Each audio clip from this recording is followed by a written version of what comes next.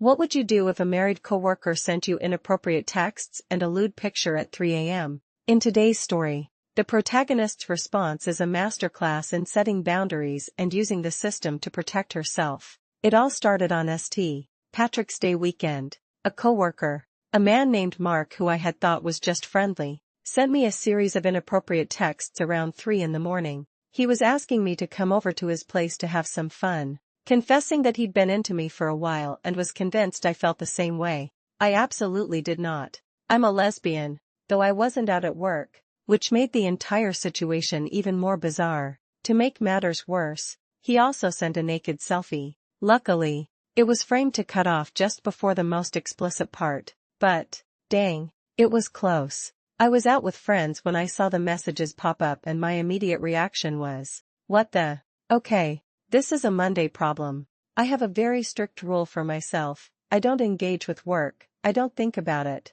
I don't answer messages about it, outside of my 9 to 5, Monday to Friday schedule. My personal phone is for my personal life, period. If a work call or text comes through from someone who isn't a close friend I trust not to talk shop, I simply don't answer. I decided this problem with Mark fell squarely into the category of a workday problem, so I ignored his messages and tried to enjoy my weekend. Of course, he didn't stop there. He sent several more texts, first saying he was sorry and that he was drunk, but then he followed up again, saying that while he hadn't expressed himself well, he was still into me and just had a strong feeling that the attraction was mutual. This reveals Mark's greatest fatal flaw, his arrogance. He genuinely believed his advances were desired and that a simple apology for his drunkenness was enough to excuse his behavior, a miscalculation that would ultimately seal his fate. On Monday morning, I sat at my desk, took a deep breath, and opened my work email.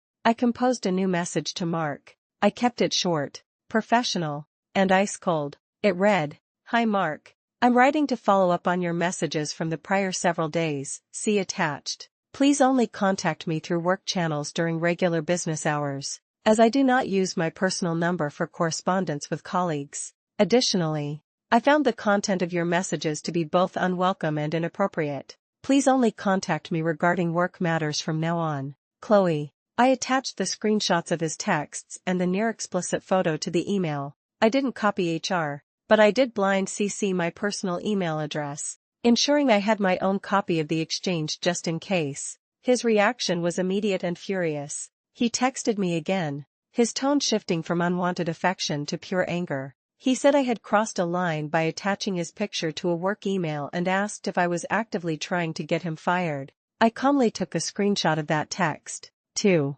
I opened another email, attached the new screenshot, and wrote, "As per my prior email, please only contact me about work matters, and only on my business email or Slack." He finally stopped texting, but his foolishness wasn't over. A little later, he came to my desk. Before he could even open his mouth, I looked up and asked, "Is this a work question?" He stammered that I knew what it was about. I kept my voice even and replied, "I'm not available for a discussion at the moment. If you need to meet with me for a work matter, please schedule a meeting on the calendar and include a read-ahead to brief me on the topic." He just stared at me for a second, then walked off without another word. Mark made a foolish decision at that moment, doubling down on his aggression instead of retreating. He was completely unaware that this single act of intimidation would be the final piece of evidence I needed to ensure his downfall. As one commenter later put it perfectly, my actions were like a perfect guide to dealing with inappropriate workplace behavior.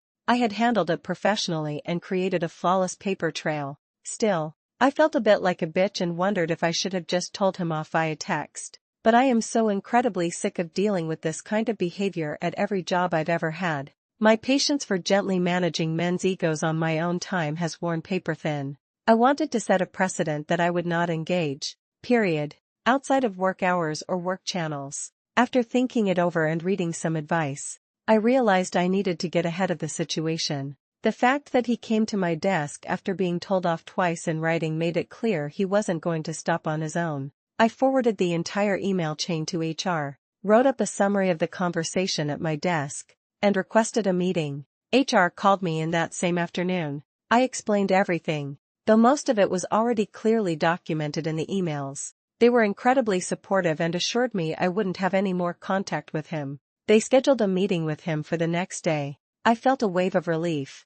I had not only protected myself, but I had also started a paper trail that could help other women if this was a pattern of his. Later that evening, I went to a happy hour to vent with a few female friends from my field. The story took an unbelievable turn. One of my friends, Jenna, told me she had met Mark at a professional conference a while back. She'd given him her business card for networking, and he later sent her a nasty picture too. She had replied that his text was inappropriate and that she had a husband. His response? Your husband doesn't have to know. She had her husband call Mark and leave a furious voicemail telling him to get lost, and he never bothered her again. And just like that, the situation escalated beyond a he said, she said scenario. Mark's past actions, born from a pattern of harassment, were about to catch up with him in the most spectacular way. I asked Jenna if she would be willing to send screenshots of her exchange to my HR contact, and she immediately agreed. She wrote a brief email explaining that she met him while he was representing the company and that he had sent her unsolicited,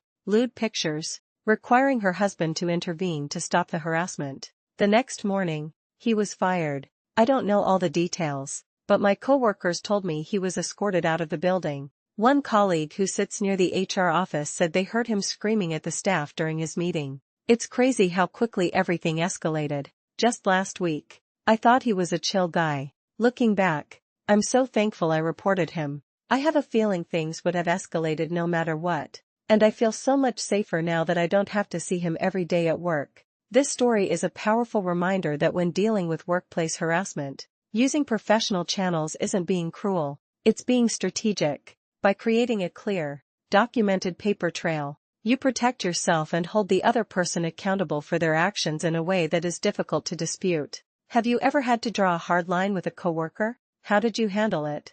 And what was the outcome?